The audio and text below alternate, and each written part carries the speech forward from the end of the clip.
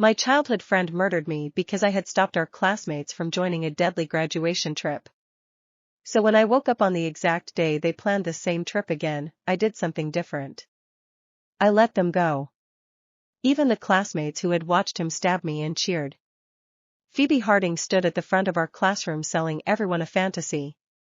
For $200 each, she promised we could hitchhike along the Ridgeline Highway, sleep in budget hostels, or herders' camps and reach Alver Base Camp with nothing but backpacks and freedom.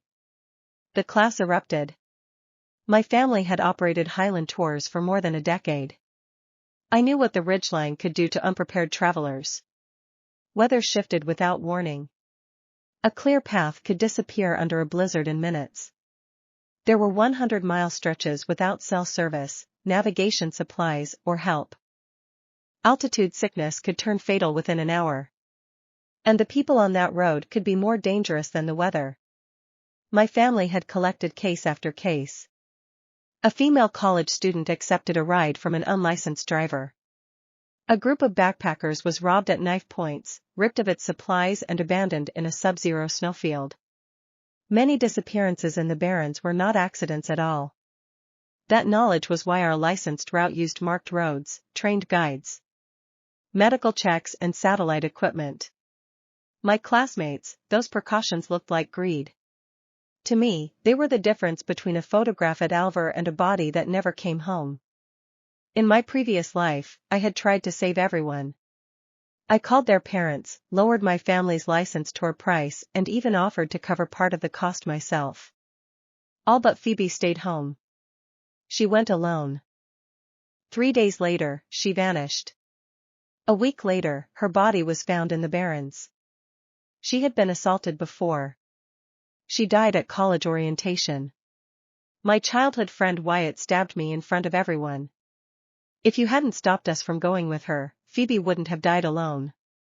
The classmates whose lives I had saved watched me bleed. Then I opened my eyes and found Phoebe pitching the trip again. When someone worried about cost, why, it turned to me. Nina, your family runs a travel agency. Get us an insider deal. I told them the truth. A 10-day license trip cost $3,000 per person. That included 4-wheel drive vehicles, approved roads, hotels with oxygen, meals, a Highland medic, security, escorts, insurance, emergency supplies, and no hidden fees. That's industry cost, said you don't cut corners on the Highlands. Wyatt's face hardened. We're classmates, $500 at cost price. Just hook us up. I refused. The room turned on me immediately. They called me selfish and greedy. Phoebe lifted her phone and displayed her $200 plan. We'll hitchhike, take the local back roads and ask herders for food and shelter. People are supposed to travel freely, not let businesses scare them into wasting money. They praised her as if she had solved travel itself. Then they wished bankruptcy on my family's agency. In my first life, their insults had made me desperate to prove I cared. This time, I packed my bag. They were adults. They could answer for their choices. 3 girls followed me into the hallway. They had researched the route and our agency's reputation. They wanted the license tour. Soon, 3 more joined them. I remembered all 6. They had never helped torment me after Phoebe died. Across the classroom, Phoebe collected 33 names. Most were boys eager to follow the loudest voice. Several girls talked about turning the scenery into social media fame. The list contained nearly everyone who had celebrated my death. When Phoebe learned 7 of us had chosen the license trip, she mocked the girls for paying an idiot tax. Our group promised that we would regret wasting money when both parties reach the same mountain. Bring warm layers, sunglasses, and insulated bottles. Give me your identification and I'll arrange the frontier permits. The agency will handle the oxygen, medicine, and outdoor equipment. A boy overheard me and laughed, you don't need permits if you take back roads. Rich people love inventing things to pay for. I did not argue. At home, my parents prepared 5 new 4-wheel drive SUVs. We would carry, the 7 of us, 3 would carry supplies. We had 2 experienced guides, 2 certified medics and 2 security professionals. Every vehicle held extra water, high-calorie food, heavy parkas, sleeping bags, oxygen, altitude medication, satellite phones and GPS beacons. Dad checked the list twice. Once you enter the Barrens, self-service and ordinary navigation are gone. Supplies cannot run short. He had selected guides with 10 years of ridgeline experience. Our emergency stock included triple the expected water and food, extreme weather, sleeping bags, AMA kits, and medical-grade oxygen. None of it was glamorous enough for Phoebe's videos, but every item answered a specific way. People died on that route. Then Wyatt and Phoebe knocked on our door. They wanted my family to sponsor a bus, a driver, oxygen, and food for all 33 backpackers. Think of it as supporting our graduation dream, Phoebe said. I said no. She immediately filmed the inside of my house and posted a video calling my family cold-blooded capitalists. Strangers filled the comments accusing us of exploiting students because I would not hand over vehicles and staff for free. Wyatt tried one final weapon. We grew up together. We promised we'd date in college. If you won't do this one thing for me, we're done. The boy had forgotten I had tutored him for 3 years to help him reach a top university. He had also forgotten that in another life he had driven a knife into me. Fine, I said. I never wanted that relationship. Don't flatter yourself into thinking a breakup scares me. His face went white. 3 days later, our 2 groups met outside the school. My 6 companions wore proper hiking layers. Our guides, medics, security team vehicles, permits and supplies were ready. Phoebe's group arrived in shorts and t-shirts. Each person carried a small backpack, snacks and a change of clothes. They had no cold weather gear, no oxygen, no emergency medicine and not one insulated bottle. One of my companions warned them that the temperature dropped below 5 degrees at night. And that phones would stop working in the Barrens. Phoebe rolled her eyes. We'll borrow sheepskin coats from herders. Phone GPS is accurate enough. We don't need babysitters. I held my companion back. Respect their choice. Our convoy pulled away. In the mirror, I watched Phoebe's group flag down several westbound freight trucks. The drivers charged them $50 each and let them climb aboard. At night, we slept in oxygen-equipped hotels. My companions finally understood what their fee had purchased. They had taken photographs at Amber Crossing and Caro Flats without sacrificing medical supervision. At every stop, the guides left time for sightseeing. At every hotel, oxygen systems protected them while they slept. Safety had not stolen their freedom. It had allowed them to enjoy it. Phoebe's followers saw only her smiling photographs. Her group was already planning the picture they would send me from Alver to prove I had lied. They had no idea the freight convoy was not going to Alver. The trucks were stopping at the junction. Beyond that junction, there would be no warm cab. No phone signal and no generous settlement waiting nearby. The junction appeared just before sunset. The freight truck slowed, turned toward a mining settlement, and stopped. Phoebe climbed down with a grin still plastered across her face. Where's Alver? The driver pointed toward a narrow dirt road disappearing into the mountains. Alver? That's another 140 miles. Phoebe's smile vanished. What? You said you were going to Alver Base Camp, the driver said. We're not going there. Wyatt pulled out his phone. No signal. He raised it higher. Nothing. One of the other students laughed nervously. Maybe the next truck will take us. The freight drivers were already unloading their cargo. Nobody was offering them a ride. Phoebe immediately started filming. Everyone stay calm. We're just taking a little detour. I watched the video from our hotel that evening. My guide glanced at the screen. They're in trouble. I know. Should we send someone? I shook my head. They chose an independent route. We aren't responsible for them. The guide studied my face. You sound different from what your parents told me. How? They said in your first life. He stopped. I nearly laughed. My first life? He looked embarrassed. I mean before. I took the phone from his hand. Phoebe had already deleted the video. That was interesting. I opened my laptop and checked the public weather station. A storm was moving toward the junction. Fast. Much faster than predicted. I immediately called Dad. Close the northern route. He frowned. Why?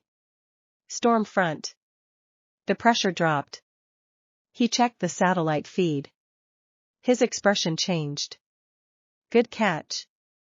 I stood up. Also, contact the regional rescue office. For our group? No. I pointed at the map. For everyone traveling beyond the junction. Dad understood immediately. He didn't ask me why. He knew I wasn't saving Phoebe. I was protecting strangers who had nothing to do with her.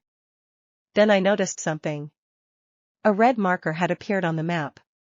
A vehicle. Moving away from the junction. My stomach tightened. I zoomed in. One of the freight trucks had left.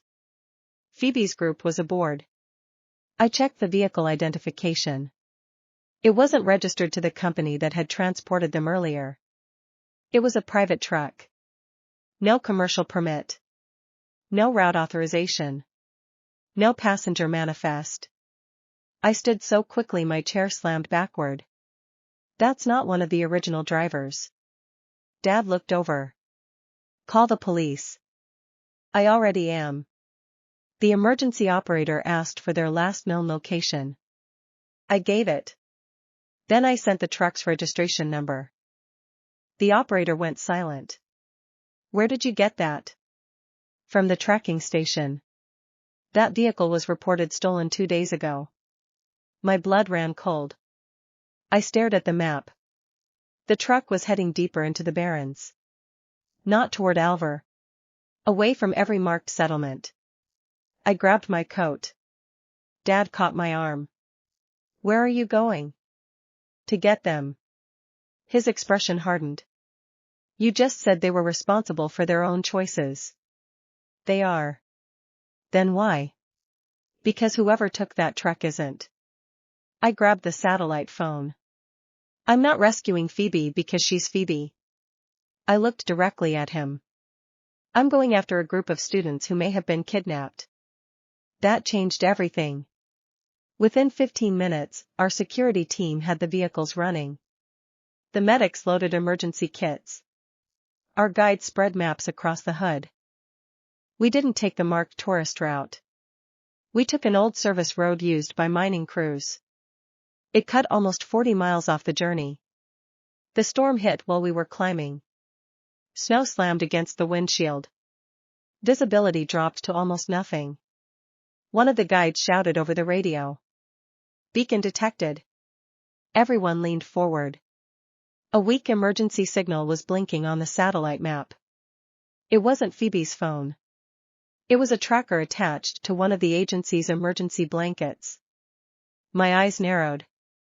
That's impossible. We hadn't given them our equipment. Then I remembered. 3 days earlier, Phoebe had filmed herself inside our supply warehouse. She'd wandered farther than she realized. She must have slipped one of our tracking tags into her backpack. I smiled. For once, her obsession with humiliating me had helped. Follow it. We drove for another hour. Then we found the truck. It had crashed against a rock wall.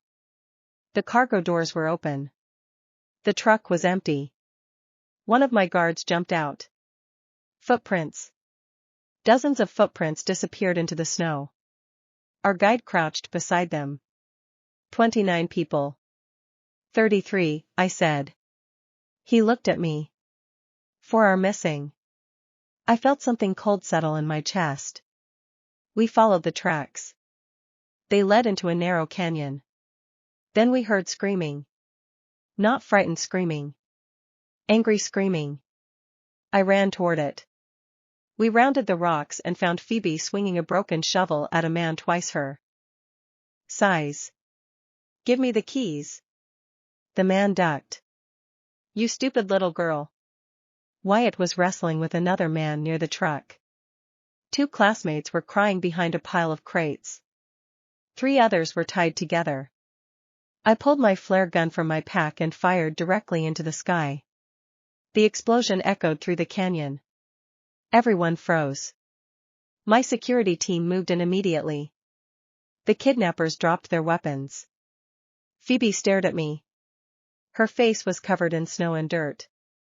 "Nina?" I walked past her. "Everyone okay?" One of the girls burst into tears. "They took our phones. They said they were taking us somewhere else." "Where?" She pointed toward the canyon. "They had another vehicle." I turned to my security team. "Find it." 2 men disappeared into the snow. Phoebe grabbed my sleeve. "You came for us." I pulled my arm free. "Don't make this sentimental." Her mouth fell open. "You saved me." "No." I looked her straight in the eyes. "I saved the people you dragged into this." Wyatt stepped forward. "You can't seriously still blame us." I laughed. "You were kidnapped." He stared at me. "And somehow you're still making this about yourself." His face reddened. "You knew this could happen." "No." I pointed toward the truck. "You didn't." Then I pulled out my phone. A message from the rescue office appeared. "Stolen vehicle confirmed. 3 suspects arrested." I looked at Phoebe. "Congratulations." She frowned. "For what?" "You finally found something more dangerous than my family's prices." Behind her, one of the medics was checking the students.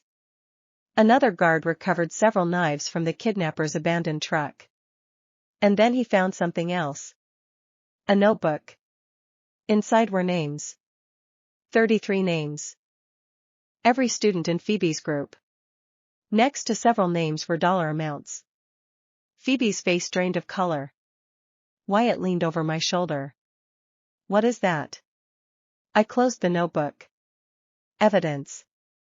"Evidence of what?" I smiled. "That's what the police are going to figure out." Then I handed it to the security officer. Phoebe stared at me. For the first time since the trip began, she wasn't filming. She wasn't bragging. She wasn't calling me greedy. She was terrified. And I wasn't done. Because I had just realized something worse than the kidnapping. The names in that notebook weren't all students. 3 of them belonged to people who had never joined Phoebe's trip at all. 1 belonged to my father. 1 belonged to my mother. And the last name belonged to me. I stared at the notebook. My name was the last one listed. Beside it was a dollar amount large enough to make my stomach drop. Dad looked over my shoulder. They weren't targeting the students. I shut the notebook. They were targeting Highland Tours. That explained everything. Phoebe's cheap trip hadn't been random. Someone had fed her the route, the truck, the fake drivers and the backroad information. She had unknowingly delivered 33 students straight into a trap. And my family had been the real target. I immediately called the police and handed over every piece of evidence. Then I did something Phoebe never expected. I went public. I posted the stolen vehicle report, the rescue records, the recovered notebook and the satellite tracking data. I didn't mention her body from my previous life. I didn't need to. The evidence spoke for itself. The internet turned on Phoebe within hours. Her original videos were reposted everywhere. People compared her claims about freedom with the police report showing that she had led students into an unauthorized route. Parents demanded answers. The university suspended her. Wyatt tried blaming me. I posted one screenshot. His message from 3 days earlier. "If Nina refuses to help, we'll prove her family doesn't care about students." Under it, I wrote. "You had a choice. You made it. That ended his defense. Then the investigation uncovered the truth. The kidnappers had been targeting wealthy travelers using fake transport companies. Phoebe's trip had made the students perfect targets because nobody knew exactly where they were going. The driver who had first picked them up had deliberately delivered them to the stolen truck. Several people were arrested. The university canceled the entire graduation expedition. My parents' company received dozens of new bookings from terrified families. And Phoebe? She lost everything. Her sponsorships disappeared. Her social accounts were flooded with angry parents. The classmates who had cheered her on stopped answering her calls. Wyatt tried crawling back to me 3 weeks later. You don't understand, he said. I was angry. I smiled. You stabbed me. His face changed. He hadn't expected me to say it so casually. I know you remember what happened, I continued. His eyes widened. What? I remember everything. He stumbled backward. You're lying. Maybe. I stepped closer. But you're going to spend the rest of your life wondering. He stared at me. I walked away laughing. I didn't need him dead. I didn't need Phoebe dead. I wanted them alive long enough to understand exactly what they had thrown away. Months later, graduation arrived. I stood on stage beside the 6 classmates who had chosen the licensed trip. Phoebe wasn't there. Neither was Wyatt. Our group had graduated with honors, and Highland Tours had expanded into 3 new regions. After the ceremony, my 6 friends asked me something. Would you ever go back to the Barrens? I grinned. Absolutely. They groaned.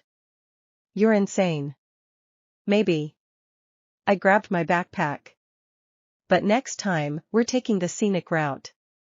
Everyone laughed. Then my phone buzzed. A message from the police. Case closed. All suspects convicted. I deleted it. I had already won. The first time, I died trying to save people who hated me. This time, I saved the people worth saving, and let everyone else live with their choices. And if anyone ever called me selfish again? I could live with that.